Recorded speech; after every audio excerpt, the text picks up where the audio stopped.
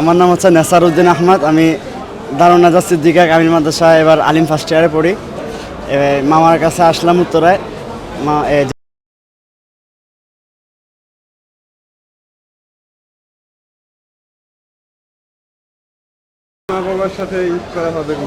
জি ইনশাল্লাহ, আলহামদুলিল্লাহ, আল্লাহর রহমত অনেক ভালোই আশা করতেছি। আল্লাহ তাআলা যেভাবে আমাদেরকে ইয়া করবেন আর কি সেটা।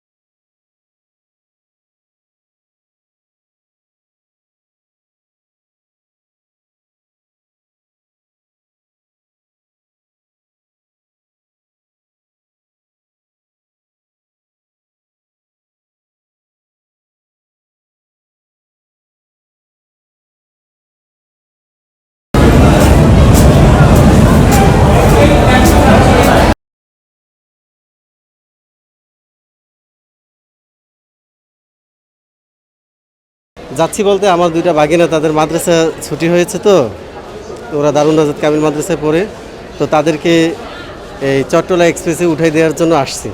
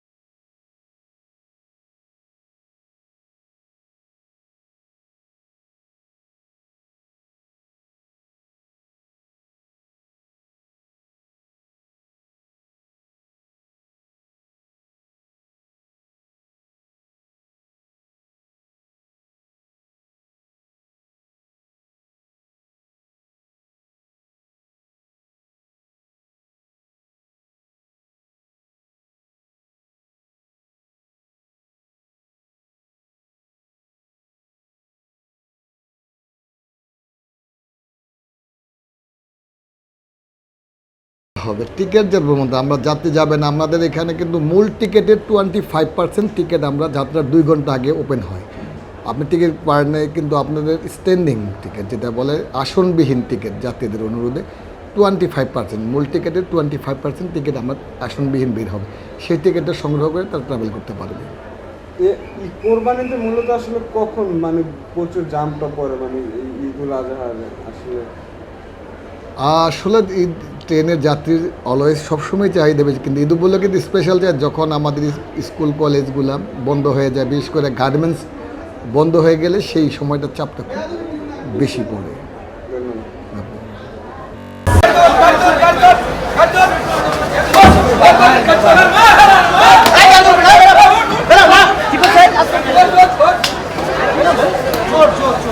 আসসালামু আলাইকুম আন্টি, আপনার নাম পরিচয়টা একটু বলবেন। আচ্ছা, আমার নাম হচ্ছে নাহার।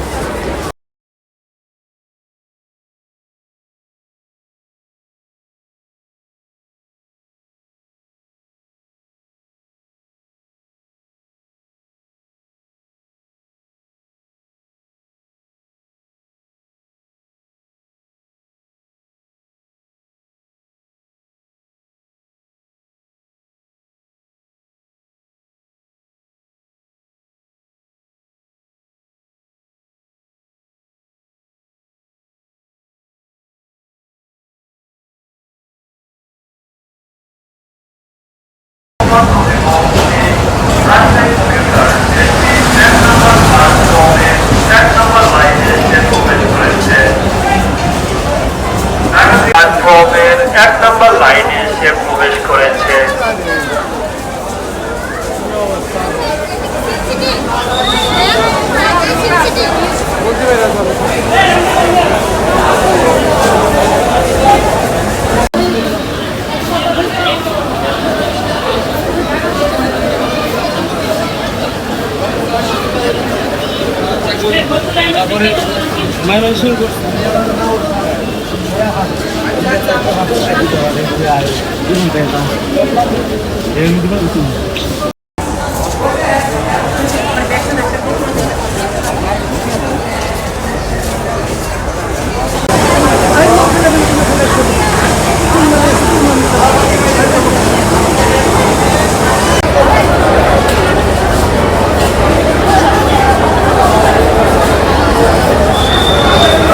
প্ল্যাটফর্মের 1 নম্বর লাইনে সে প্রবেশ করেছে।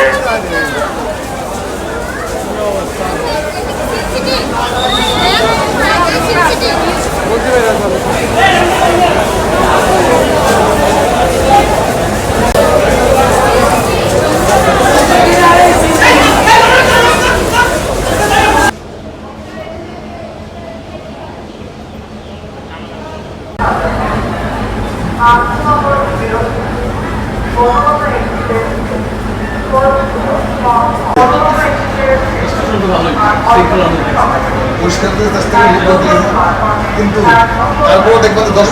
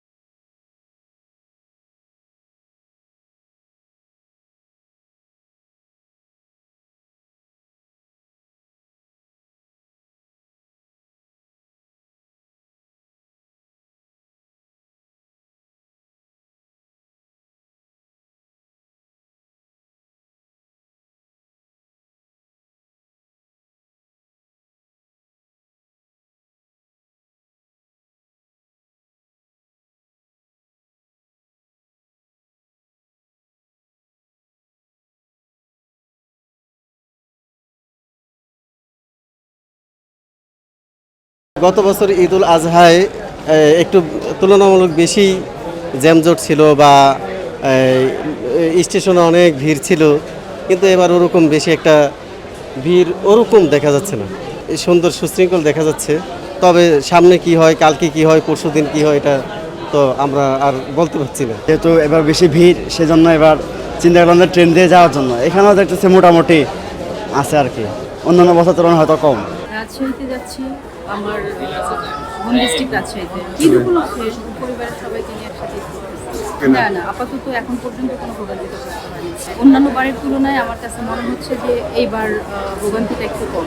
অন্য সময় দেখেছি যে ট্রেনে আমরা যারা সিট করেছি তারা আমরা ট্রেনে উঠতে পারি, ট্রেন পর্যন্ত উঠতে পারি না। সো এবার আমার কাছে মনে হচ্ছে যে আমি এর আগে যে দুটো সিট টিকিট দেখলাম, ওই লেভেলের কোনো প্রবলেম আমি ফেস করি নাই আর। আমাদের দেশের অর্থনৈতিক ব্যবস্থাপনায় মনে হয় আমরা পুরাই ভেঙে গেছি। এই জন্য প্রত্যেকের পকেট খালি দেখে স্টেশনও খালি দেখতেছেন। যদি গরম গরম টাকা পয়সা থাকতো তাহলে স্টেশন অনেক অনেক অনেক মানুষ দেখতেন। হ্যাঁ, এখন সবচেয়ে বড় বিষয় হলো আমাদের দেশের অর্থনৈতিকের উপরে ভিত্তি করে আমাদের এই সব কিছু চলাফেরা, মানুষের সাথে উঠা বসা, সব কিছু এই একটা জিনিসের উপরে বেস করে হয়। কিন্তু অর্থনৈতিকটাই আমাদের দেশে খুবই খারাপ অবস্থা। এই অবস্থাতেই যেভাবে হোক আল্লাহ পাক রব্বুল আলামিন আমাদেরকে এরপরে বাঁচিয়ে রাখছেন, আমরা বেঁচে আছি। যার যে গন্তব্যে পৌঁছার জন্য যেভাবেই হোক চেষ্টা করতেছি। ডিসিপ্লিন যতটুকু থাকা দরকার আশা করি যে ওটা আছে। রাস্তায় জ্যামজট তেমন নেই, মানুষ হয়তো কেউ আগে চলে গেছে বা কেউ পরে যাওয়ার প্ল্যান করছে, এরকম কোনো কিছু একটা হতে পারে। বাংলাদেশ রেলওয়ে সর্বদাই যাত্রীদের নিরাপত্তা এবং নিশ্চিতের সর্বোচ্চ চেষ্টা করে থাকে। ইনশাল্লাহ আমরা গত বছর ইনশাল্লাহ যাত্রীদের নিরাপদে গন্তব্য পৌঁছাতে পেরেছি। গতবার ইনশাল্লাহ এবারও আমরা বাংলাদেশ রেলওয়ে ঊর্ধ্বতন কর্তৃপক্ষ, রেলপথ মন্ত্রণালয় আমাদের যাত্রীদের নিরাপত্তার জন্য 3 স্তর বিশিষ্ট নিরাপত্তা ব্যবস্থা রেখেছে। যে যাত্রীরা অবাধে যাতে বিনা টিকিটে কোনো যাত্রী প্রবেশ করতে না পারে, সেক্ষেত্রে আমাদের এখানে বিভিন্ন আইনশৃঙ্খলা রক্ষাকারী বাহিনী যেমন পুলিশ, র্যাব, এপিবিএন, আরএনবি সদস্য সহ সমস্ত সব বাহিনী ইনশাল্লাহ মোতায়েন করা আছে। এবং যাত্রী যাতে বিনা টিকিটে যেতে না পারে সেজন্য আমাদের দেখছেন যে বাইরে আমরা চতুর্দিকে আমরা নিরাপত্তা বেষ্টনী বলের মতো তৈরি করে রাখছি। ছাদে ওঠার ব্যাপারে রেলপথ মন্ত্রণালয় জিরো টলারেন্স, কোনো যাত্রীরা ছাদে যেতে না পারে সে ব্যাপারে তো আমরা দেখছেন যে পর্যাপ্ত বাহিনী নিয়োগ করা হয়েছে এবং আশা করি আমরা সর্বাত্মক চেষ্টা করব যাতে কোনো যাত্রী যাতে ছাদে বা বাফারে চলে না যায়। রেলপথ মন্ত্রণালয় টিকিট যার ভ্রমণ তার এই নীতিতে বিশ্বাসী এবং এই নীতি বাস্তবায়নের লক্ষ্যে কাজ করে যাচ্ছে। আমরা শতভাগ টিকিট অনলাইনে দিয়ে দিয়েছি, যাতে টিকিট আপনি বা আপনার যার পরিচিত নিজের এনআইডি নাম্বার দিয়ে নিজের মোবাইল অ্যাপসের মাধ্যমে টিকিট সংগ্রহ করবে। কিন্তু রেলপথ মন্ত্রণালয় বারবার বলে যাচ্ছে কোনো প্রকার বাহিরে বা কোনো কোথাও থেকে টিকিট সংগ্রহ না করে। এখন এইটা তো আমরা আপনাদের সুবিধার্থে নিজেরাই করতে পারি না। এখন যদি আপনারা টিকিট ক্রয় করে বা আরেকজনের কাছে বিক্রি করেন, সেই ব্যাপার ধরা পড়লে তাদেরকে আমরা ফিরিয়ে দেওয়ার চেষ্টা করি। ইনশাল্লাহ যাত্রীদের উদ্দেশ্যে আমার একটাই বক্তব্য যে আপনারা পরিবার পরিজন নিয়ে বাড়িতে যাত্রা করবেন, নারীর টানে যাবেন। ইনশাল্লাহ আপনারা কোনো সময় কখনোই গাড়ির ঝুঁকি নিয়ে গাড়িতে আরোহণ করার চেষ্টা করবেন না, গাড়ির বাফারে ছাদে উঠবেন না। নিরাপদে স্বাচ্ছন্দ্যে ভ্রমণ করার যে কোনো সহযোগিতা যে কোনো প্রয়োজনে স্টেশন মাস্টার অথবা আরএনবি সদস্য অথবা পুলিশ সহায়তা নেওয়ার জন্য বিশেষভাবে অনুরোধ করছি।